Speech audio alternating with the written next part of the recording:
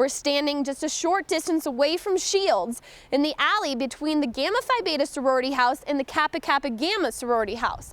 Now I want you to take a look at this. At Kappa Kappa Gamma, they have bars on their window, which are great for preventing burglars, but not peeping Toms. The spill did happen upstream of Greeley's water treatment plant. Just minutes after the spill, the water intake was closed, but after thorough testing by the EPA, they said it's safe to drink again.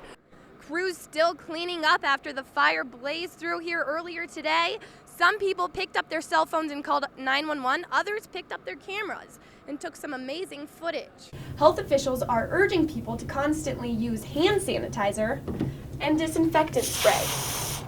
It was a beautiful day on campus, but will you need one of these later this week? I'll have your 5-day forecast coming up. For example, studies show consumers are more likely to splurge on this pen for $3.99 rather than this pen for $2.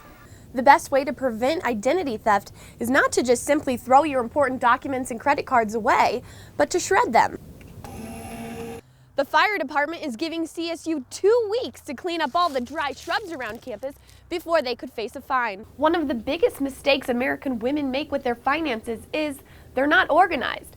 There are several websites you can go to, like mint.com, that will help you organize your finances for free. The high winds and cooler conditions are coming from this cold front that started passing through the area from the northwest Wednesday evening. Now let's take a look at our 5-day forecast. Buoys are set in place to hold back liquid asphalt and diesel fuel as it spills into the Poudre River on Colorado 14 at mile marker 117. Colorado State Patrol says the driver of the tanker may have been taking the corner too fast and plunged into the river early Thursday morning. The Larimer County Sheriff says he has never seen anything like this in all of his years of policing. It's not infrequent to have accidents, but to have accidents of this magnitude and certainly, impacting the river and as far as hazardous material accidents, I think this is the first that I'm aware of. The driver's luggage sat on the side of the road, but the driver was taken to the hospital and checked for minor injuries. He's a 44-year-old Wyoming resident whose name is not being released. Colorado State Patrol says Poudre River roads can be especially dangerous.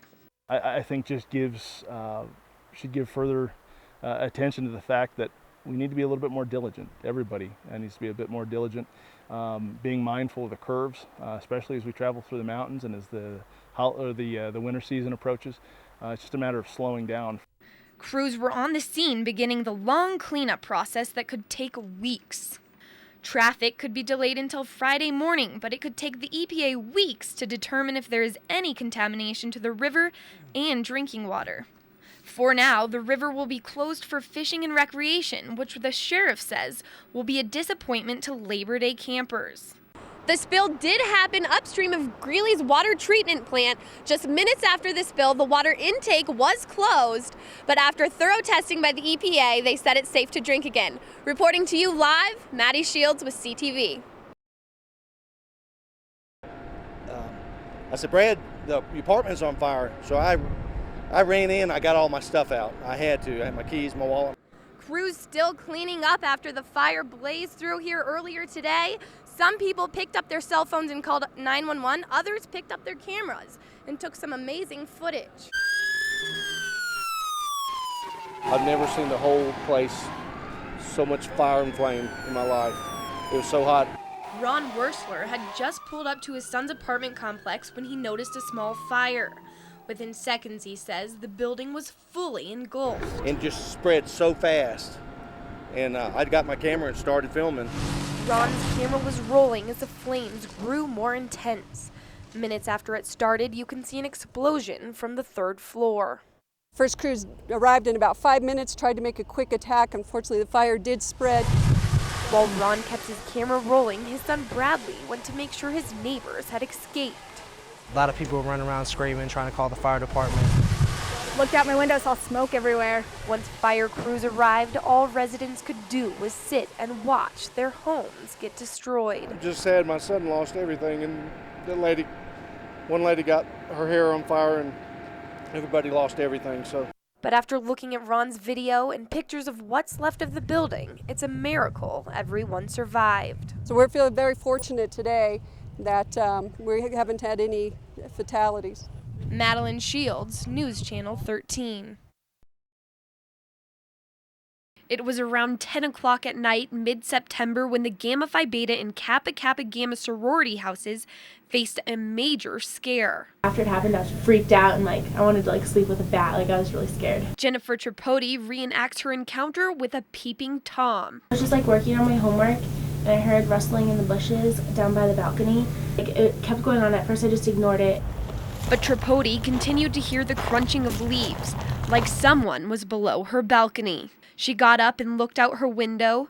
There was a man walking in between the sorority houses, peeking in the windows. And I kind of got freaked out, so I ran into the bathroom and got one of the girls, and she followed me back in, and she came out onto the balcony.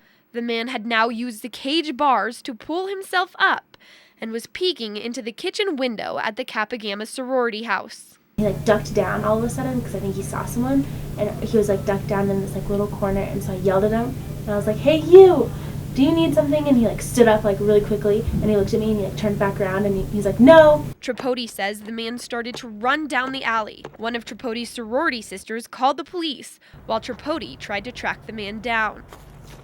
She was able to get his license plate and a better look at the man to report to the police. The Kappa Kappa Gamma house mother says she thought what Tripodi did that day was brave. We're standing just a short distance away from Shields in the alley between the Gamma Phi Beta sorority house and the Kappa Kappa Gamma sorority house.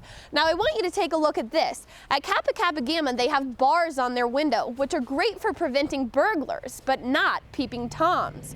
The best way to prevent a peeping Tom from peeping into your house is to make sure to shut your blinds and your curtains, especially late at night.